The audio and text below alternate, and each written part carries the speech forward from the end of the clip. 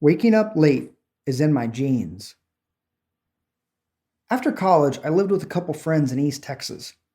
One had gotten into the habit of staying up late and sleeping in late, but he needed to work. A neighbor offered him a job laying carpet. This job would require my friend to wake up early, 7 days a week. Initially, he declined the offer. "What the hell are you doing?" I asked. "This is a great opportunity for you." Then he told me his theory on behavior. By the way, everyone has a theory on their behavior, or one of those close to them. I've come to accept this as another noble truth of human nature. The psychologists Tversky and Kahneman call these heuristics. People on the street call them rules of thumb, or would the plural be rule of thumbs? We can call them what they are.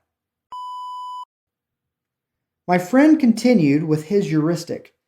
"Listen, John, waking up early is just not in my genes. I've always stayed up late. I've always slept in. That's why I can't do this job." I knew nothing about the science of behavior or chains at this point in my life, but I was well versed in, as you can read by the number of times I've written about this in this book. That is what his theory was. So I told him, "That's a theory. I'll wake you up super early tomorrow, and I'll prevent you from taking a long nap. Then we'll see how late you can stay up." The following night, he was in bed by 10 p.m. I repeated this treatment the next morning. I woke him up earlier this time, and that night he was asleep by 9 p.m. The next day, he woke up on his own before 7 a.m. And I told him his genetic disease of staying up late had been cured. He was ready to start his new job. My roommate worked that job every morning, early in the morning, for the rest of the year. 15 years later, he continues to wake up early, take care of his children, and make it into work before the men of the night stumble in fashionably late. Flash forward to this week. The middle has the same supposed genetic sleep disorder my roommate was self-diagnosed with. When everyone else in the house goes to bed, her nighttime chain begins.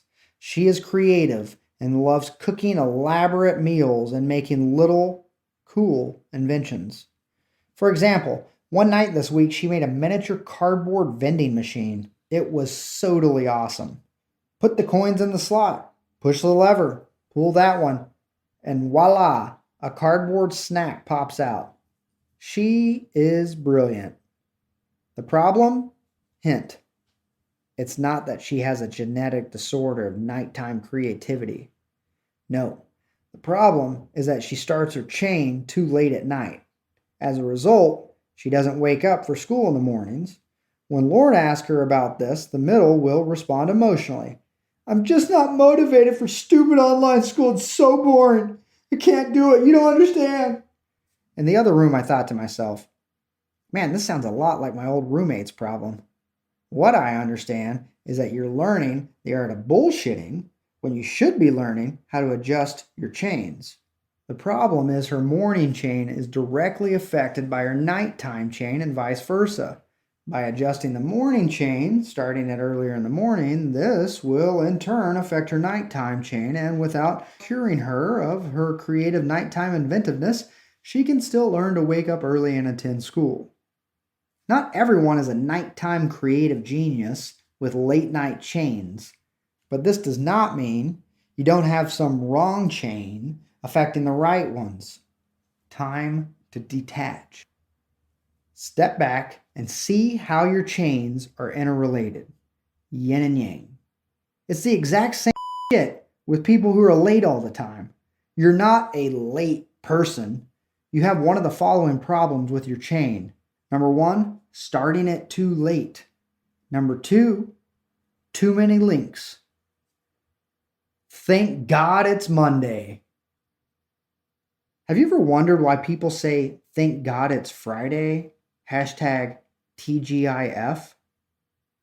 It is everywhere. On Fridays, people act as if they were selected for a celestial afterlife vacation for all eternity, somewhere in the south of France. Only, come to find out on Mondays, looks like God took away my vacation and told me my afterlife will now be spent in Denton, Texas, playing the world-famous fake instrument, the recorder. So yeah, man, happy Monday to you too. If Fridays are like heaven, Mondays are like playing the recorder. If we step back and look at our Fridays and Mondays from a distance, we can observe conditioning at work.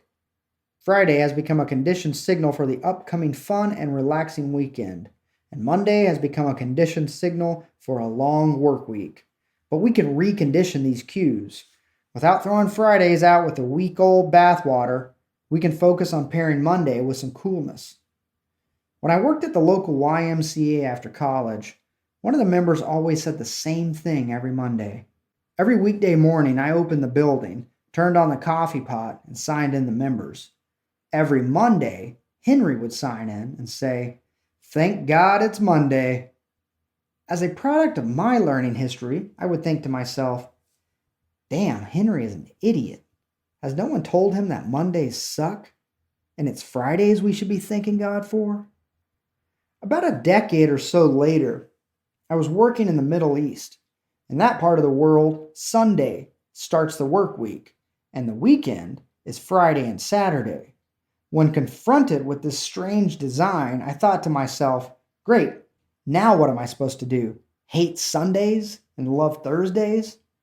I did not jump on the TGIT bandwagon. Instead, I realized that the concept of good and bad days is conditioning in its purest form. Then I did what any good chain breaker would do. I began saying, TGIM. That's right, y'all. I thank the weekday gods for Mondays. Why? Because I know now that Henry was no idiot. He knew every day was what you conditioned it to be. Every day is what you condition it to be. I now condition Mondays by pairing them with cool. Days are constructs. No, not the earth rotating on its axis part. That happens. But days are neutral until they've been conditioned one way or another. Chains are no different. They are neutral. I still love to drink, but I have built other chains to replace my drinking chains. Marijuana makes a more pleasant John after work with a hangover-free bonus the following morning. For the drinking chains that still exist, I've added additional links so that what was considered wrong or bad chains have become right, good, or at the very least, neutral chains. For instance, I have one beer, then start in on the Topo Chicos, the mineral waters. Some chains have become so much a part of our lives that we lose track of who we are and think we are the chains. We explain it away, make up dumb thumb theories like, my will is too weak to avoid my social media accounts.